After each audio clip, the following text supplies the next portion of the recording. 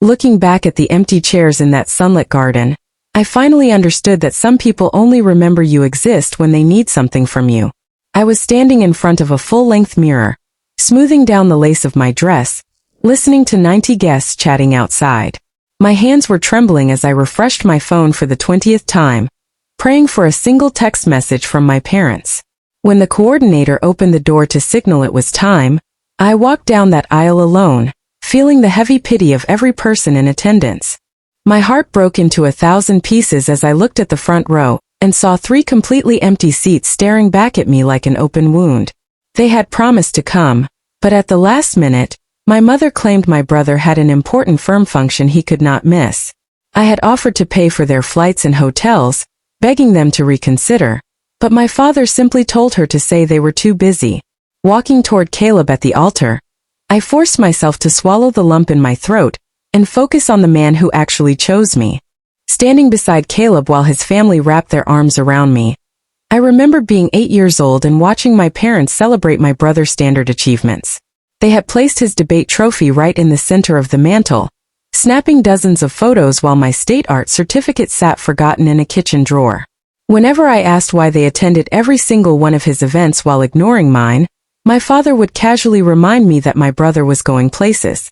I spent my entire youth chasing their praise, earning top grades and scholarships, only to receive a careless nod.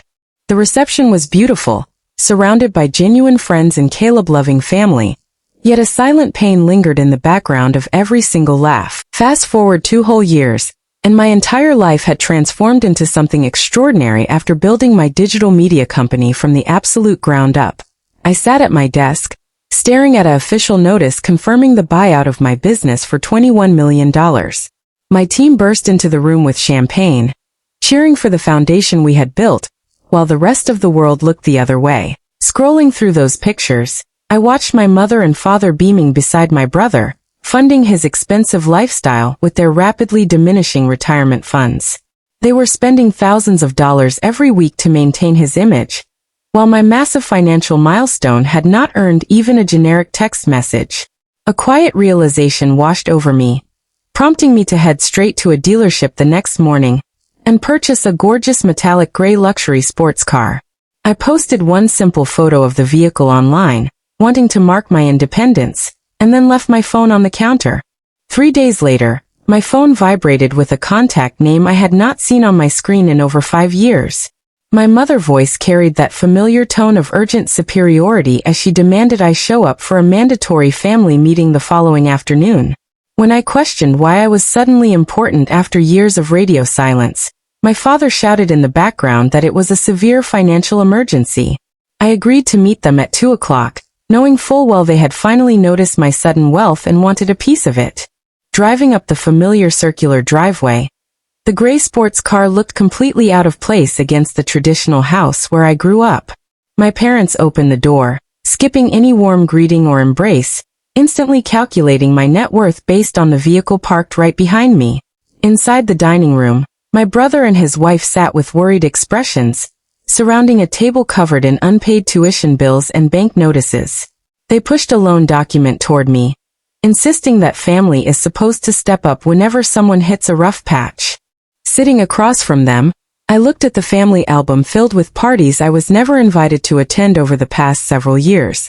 My father argued that my brother had more potential and needed their support, while my mother wiped away tears, claiming they were still entitled to my respect. I reminded them of every single milestone they had skipped, from my graduation to my wedding day, pointing out that they only cared now because of money.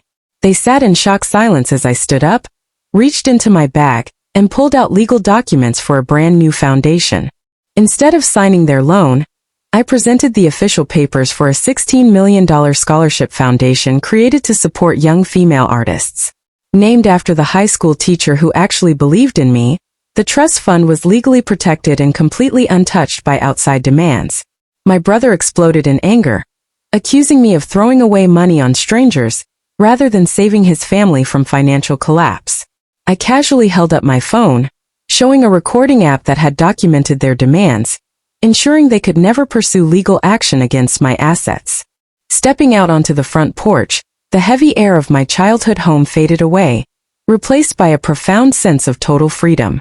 I got into my car and called Caleb, letting him know that the confrontation was finally over, and the past no longer held power over me. Turning the ignition, I realized that true strength comes from realizing you do not need approval from people who refuse to see your value. The silence on the drive home was no longer lonely, because I had finally built a life filled with real love and purpose. If this story reminded you to stand strong and value yourself, please hit the like button and subscribe to the channel for more powerful narrations. What would you have done if your family treated you this way? Let me know your thoughts in the comments below. And if you want to experience another incredible story right now, click on the video appearing on your screen right now.